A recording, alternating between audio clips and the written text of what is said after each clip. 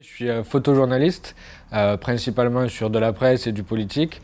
Je travaille pour Libération, pour Street Press, pour Les Jours. Après, j'ai des ventes d'images à l'Obs, des magazines comme ça. Et j'ai une spécialité qui, en gros, est la photographie plutôt des groupuscules d'extrême droite et aussi de l'extrême droite et la droite parlementaire, comme le Front National ou Fillon pendant les présidentielles.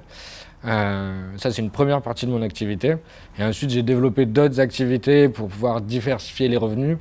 Je donne des cours à la street school. Je fais des ateliers pour ados dans des colonies de vacances ou des workshops pour des instituts français à l'étranger. Et après, il y a toute une partie qui est plutôt corporate, qu'on appelle aujourd'hui. Prestations aux entreprises. Je photographie des séminaires, des conférences et des portraits d'entreprises.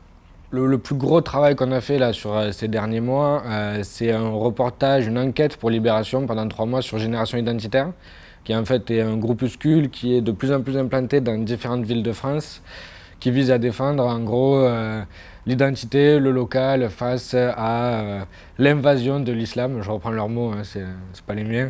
Et ils vivent ça comme un combat civilisationnel. Donc nous, tout le but a été d'arriver à s'introduire dans ces groupes-là, qui sont pas trop friands des médias à la base. Et on a réussi, puis après on s'est fait virer, puis après on a réussi à contourner les choses. Et Libération nous a accompagnés dans tout ça. Au début, on avait démarré tout seul, puis finalement, voilà, ils ont été plutôt très présents sur les dernières semaines pour arriver à mettre en forme le reportage et à faire un grand format.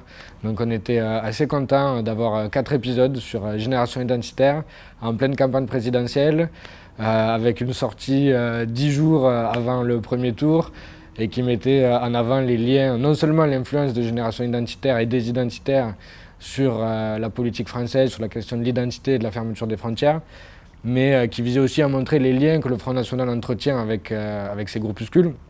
En fait, moi j'ai quand même un parcours un peu particulier à la base, c'est-à-dire que j'avais fait de la photo, je m'étais arrêté parce que suite à un reportage au Rwanda, j'avais eu plein de questionnements sur l'attitude de la communauté internationale, sur comment on en arrive à tuer son voisin, et j'avais repris des études.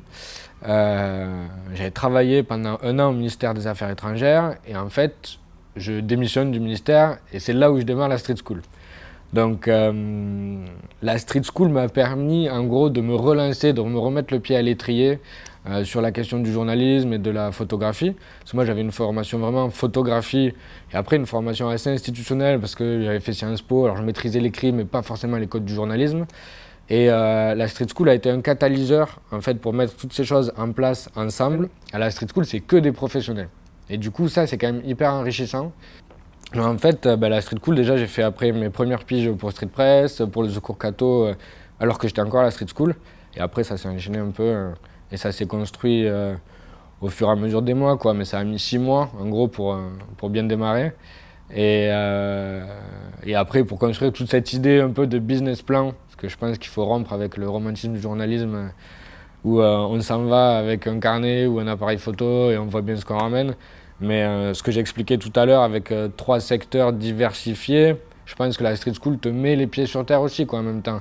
C'est que l'idée de se dire je fais du journalisme, je donne des cours et je fais des prestations aux entreprises, ça vient aussi du fait que eux, ils arrivent d'entrée, ils te cassent le truc, ils te disent voilà, le romantisme c'est très bien, mais c'est pas ça qui fait manger, il va falloir y penser autrement. Donc ça t'ancre vraiment dans la réalité, au-delà d'une simple envie qui est peut-être l'élément déclencheur, l'étincelle, et ça permet de le concrétiser.